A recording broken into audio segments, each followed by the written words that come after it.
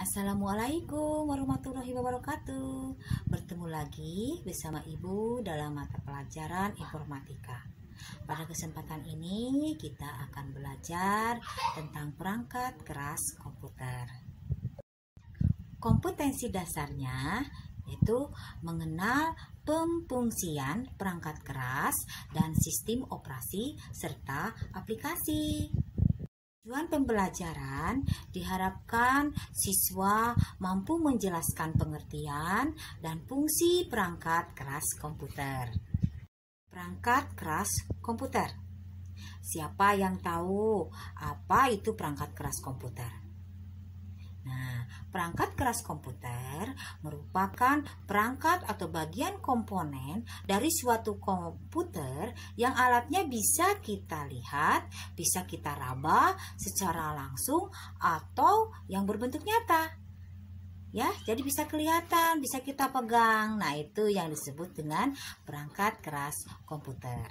Perangkat keras komputer ini dibagi menjadi 4 kelompok berdasarkan fungsinya. Yang pertama, input device, yaitu yang berfungsi untuk memasukkan data berupa huruf, angka, suara, gambar pada komputer.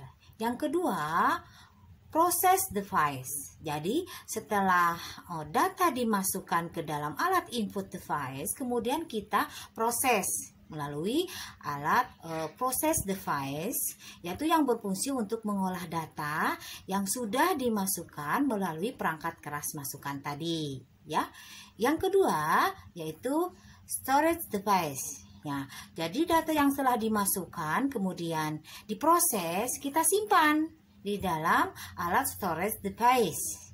Nah, selanjutnya setelah alat kita proses, kita simpan, kemudian kita tampilkan melalui alat output device yang berfungsi untuk menampilkan hasil akhir dari pengolahan yang dilakukan oleh CPU.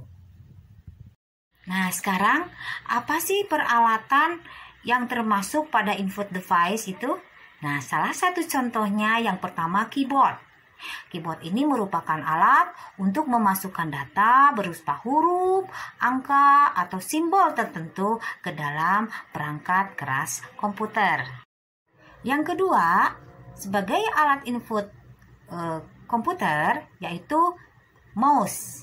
Mouse ini merupakan alat untuk perpindahan pointer atau kursor secara cepat. Ya, ada yang bentuknya seperti tangan itu loh ya, itu bisa digerak-gerakkan. Itu juga untuk salah satu cara untuk memasukkan data dalam komputer. Salah satu contohnya satu lagi yaitu sebagai input device yaitu scanner. Scanner ini juga sama, merupakan perangkat yang digunakan untuk memindai suatu bentuk atau sifat benda seperti dokumen atau foto. Nanti hasilnya akan ditransformasikan ke dalam komputer, yaitu dalam bentuk file. Ya. Selanjutnya, peralatan proses device, yaitu salah satunya motherboard. Motherboard ini merupakan alat untuk menghubungkan seluruh komponen penyusun sebuah komputer. Jadi di sana itu ada beberapa komponen-komponen disatukan menjadi satu di dalam sebuah komputer. Itu juga motherboard atau CPU juga sama. Untuk alat proses lainnya seperti power supply. Nah, tentunya komputer ini tidak akan berjalan kalau tidak adanya listrik. Nah, di sini ini power supply ini merupakan alat untuk menyalurkan arus listrik ke seluruh perangkat keras komputer. Selanjutnya, yaitu alat output device. Yaitu apa aja sih contohnya? Yang pertama yaitu seperti monitor. Nah, monitor di sini fungsinya untuk menampilkan informasi dalam bentuk teks atau grafik. Yang kedua, printer. Printer ini juga fungsinya untuk mencetak informasi yang dihasilkan oleh komputer pada media kertas. Satu lagi yaitu speaker.